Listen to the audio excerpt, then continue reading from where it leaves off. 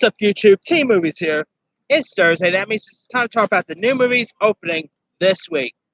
Now, one film that just got released yesterday, and of course I did my review of it, is the new horror comedy Ready or Not.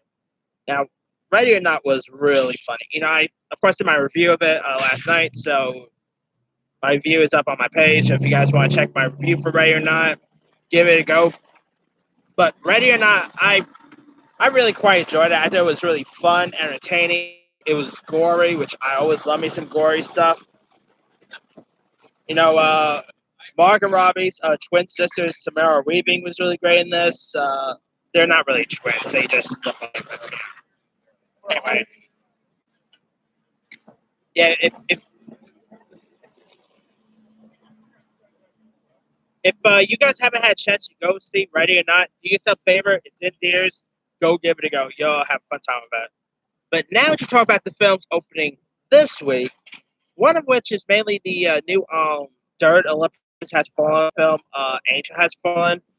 Now, I quite enjoyed the first Olympus Has Fallen, even though I kind of prefer White House Down over Olympus Has Fallen. I know that's very unpopular to say, but I still had fun with the Channing Tatum and Jamie Foxx White House Down. But they also did a sequel called London Has Fallen, which I thought was abysmal. That movie was horrible. It was horrendous. So I'm not really all that excited for part 3. But the reviews are they're kind of mixed. Like as we speak, it has the last I checked, it had like a 50% Rotten Tomatoes, so not that bad, you know what? But I'll still give this one a shot because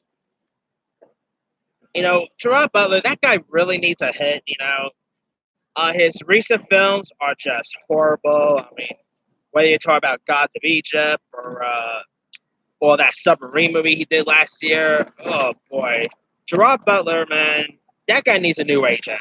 I'm sorry, but yeah, and I'm not counting How to Train Your Dragon 3, by the way, because that's animated, so I'm not counting that. But I'll probably still give HIS Fallen a shot because hey, it is also directed by. It's directed by Rick Roman Raw, who also directed that Dwayne Johnson film Snitch. So that actually has me more intrigued because it's from that director. So yeah, I'll still give this one a shot despite the last one not being all that good. All right. Also out this week, there's a film Overcomer, which stars and is directed by Alex Kendrick, who also directed the faith-based movie War Room. Now, of course, there's so many faith-based movies there is, like whether you talk about God's Not Dead or War Room or Bless the Broken Road. I mean, there's a whole lot of faith-based movies there is. And in the film, here's what it's about. Life changes overnight for Coach John Harrison, played by Kendrick, when his high school basketball team and state championships dreams are crushed under the weight of unexpected news. When the largest manufacturer plant shuts down and hundreds of families leave their town, John questions how he and his family will face an uncertain future. After reluctantly agreeing to coach cross country, John and his wife Amy meet an aspiring athlete who's pushing her limits on a journey towards discovery and is inspired by the words and prayers of the new found friend. So John, of course, becomes her, mentor and her coach and all. And I gotta say, the trails for this have looked really good. Looks inspiring, Like I feel we really need these type of films, and I think it looks really interesting. And I did quite enjoy War Room. I know lots of people did not care much for War Room, but I sort of enjoyed it. I like Alex Kendrick. I think he's pretty cool to see on screen. So I'll probably give this one a shot on. I'm probably going to see this Tuesday, so I get my review for that. All right. Also at this week, there's a film called Brittany Runs a Marathon, which stars Jillian Bell as his character named Brittany Frogler, who who is pretty much a hilarious, friendly, hot mess of a New Yorker who has always knows how to have a good time. But at 27, her late night adventures and early morning walks of shame are starting to catch up to her. So when she ends up stopping uh, by a Yelp recommended doctor's office in an attempt to score some Adderall, she finds herself slapped with a prescription she never wanted. So she's forced to face reality for the first time in a long time, and Brittany ends up lacing up to her conserve and runs one sweaty block, and she also needs to like run a marathon so she can like lose weight on. Now I think this looks really great. It premiered at Sundance with reviews. Like Jillian Bell, whether you talk about Workaholics or that movie she did with Scarlett Johansson, Rough Night. I loved her in that. So I'm kind of intrigued by this. I think it looks interesting. It looks funny. It looks heartfelt. So yeah, I'll give this one a shot. Also, at this week, there's a film called Tone Deaf. Here's what it's about. After losing her job and exploiting her latest dysfunctional relationship, um, Olive, this young woman named Olive, played by Amanda Crew, leaves the city for a weekend of peace in the country, only to discover that the unshockingly dark underbelly of rural America. She rents a she ends up renting a ornate country house from Harvey, played by Robert Patrick, who's an old-fashioned widower who's struggling to hide his psychopathic tendencies. Soon, soon two generations collide when terrifying results in this home invasion horror film that is also a darkly comedic critique of the bizarre culture and political climate that currently exists. Like I saw the trailer for this, it looks insane. This movie looks kind of like Rain or Not. This movie also looks very gory. It looks violent. I mean, you got Robert Patrick from Terminator 2 in this. I mean, who doesn't love Robert Patrick? I mean, he's always awesome. I think this looks like it's going to be one hell of a time. And it is from Saber Films, who have had hit and misses with their films, but hopefully this will be a hit because it looks really interesting. So we'll see how it is. Anyway, also at this week, there's some film called Lolo. Here's what Lolo is about. Lolo is a coming of age drama that finds four high school girls attempting to navigate their last day of summer in a failing town. Beset by sex, drugs, and violence, what begins as a cautionary tale of misguided youth becomes a story of atonement as our heroes discover their strength as young women and true love that exists among best friends. Now, this is a very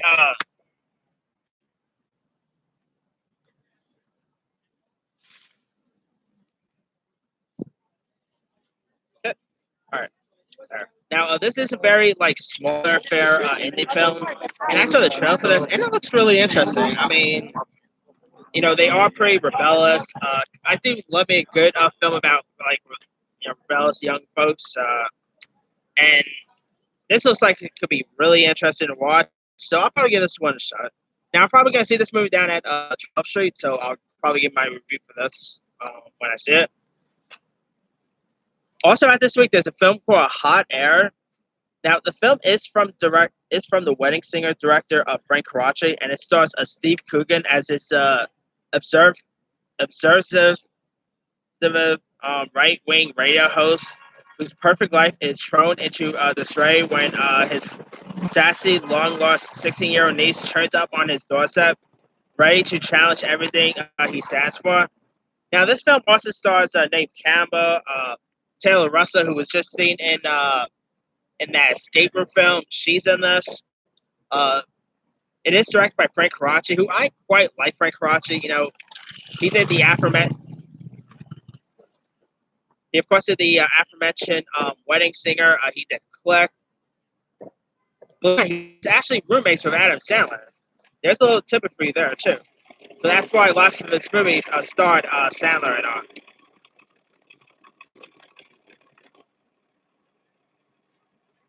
But anyway, yeah, this what an interesting year for a talk show for films centered on the talk show circuit. You know, we just had Late Night with Emma Thompson. Now we got Hot Air. Interesting year for like movies about the late night talk show circuit, and I'm kind of intrigued by Hot Air. You know, I think Steve Coogan is awesome. Nate Campbell, come on, she's one of my favorite Scream queens because she was in the Scream franchise. So if Nave Campbell is in this, I'll definitely give this one a shot. So yeah, it should be interesting to watch. Anyway, also out this week, there's a film called Vita and Virginia, which takes place in Bohemian high society of 1920s England, and it of course follows like a love affair with celebrated writers Vita Sackville West, played by Gemma Arterton, and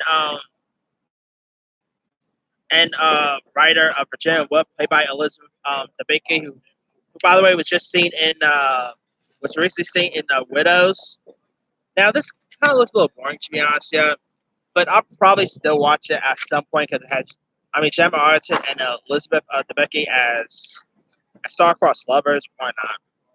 I mean, I kind of have a big celebrity crush on them both. I mean, Gemma Arterton is, I mean, she's Gemma Arterton. Who doesn't love her?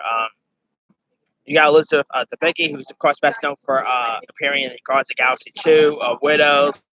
I think she's awesome, so I'll definitely see this because of her too. So anyway, also at this week, there's the remake of Jacob's Ladder, which stars Michael Ealy as well as Jesse Williams for all you Grey's Anatomy fans, and it is a remake of the 1990s film with Tim Robbins, and it was directed by Adrienne Lyne. Now, I saw the trailer for this, and it looks god awful. I mean, granted, I don't hate that they're doing it because if remake comes out and it sucks, who cares? I still got the original, so I don't care that they're doing it, but make it look good. This movie looks so bad. I mean, it looks horrendous. It looks boring. It looks really dumb. I mean, it's a shame too because I like Michael Ealy, but after The Intruder, that guy, and even this, that guy's gonna need a new agent. But we'll see. Maybe I see the film and I'll end up liking it. But there's also some Netflix movie coming out this week called American Factory, which I don't really know a whole lot about. There's also this. There's also a documentary called Friedkin Uncut, which is, of course, a documentary about famed director William Friedkin, who, by the way, directed movies like The Exorcist, The French Connection. I've always liked William's work, so seeing a documentary about him, why not? That should be interesting to watch, so I'll probably give that one a go. There's some film called Give Me Liberty, which, surprisingly enough, is not about Patrick Henry. There's a documentary called Miles Davis: Birth of the Control, which is a documentary about musical icon Miles Davis. There's also some film called Jawline, which follows a young teen named Austin Tester, who's pretty much a rising star in a live broadcast system and sound ecosystem, who ends up building his following who pretty much built his following on wide-eyed feminists and teenage girls. So I don't know much about this. So anyway, there's also a film called Burn, which stars Josh Hutcherson, Suki Waterhouse, Tilda Common Harvey, or Harvey, I should say. And it pretty much follows this gas station attendant named Melinda, played by Tilda Common Harvey, who's pretty much tired of being overshadowed by her more confident, outgoing coworker Sheila, played by Suki Waterhouse. And so, like, when the gas station ends up being held up at gunpoint by Billy, played by Josh Hutcherson, he's a desperate man in need for cash. So Melinda ends up finding an opportunity to make a connection with, really, she ends up making a connection with the robber. So a guy ends up robbing you, and you end up falling for the guy. That's that's kind of dumb. I mean, what, really? The guy's literally holding you up at gunpoint, and you're gonna fall for him. Like, are you really desperate that quick? But yeah, that's what this film is about. And also, it has a Charlotte Fernandez, who I wish kind of became a bigger star. I've always liked Charlotte Fernandez, but yeah, this does not even sound good. So I'll probably see it maybe online or TV, or whatever. But yeah.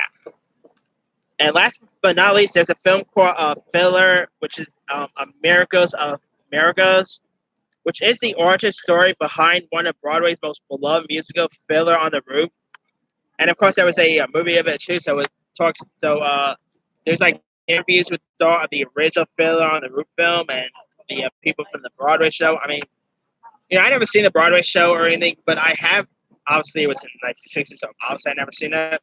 But I did see the film version, which is a classic. I mean, that's a really great little film. And if you guys never seen the film version of Fiddler on the Roof, it's a great one. So I'll probably give this documentary a shot because I do love documentaries about these types of subject matters. So yeah, I'll probably give this one a go. But that's pretty much it. Let me do. Let me leave it to you guys to mention that. Which of these films are you interested in checking out? Like, are you interested in checking out Olympus Has Fallen, Ray or Not, or maybe you're interested in Jacob's Ladder, for I know. Drop comments below. Don't forget to like, subscribe, hit that bell for more notifications. This here is T Movie signing off.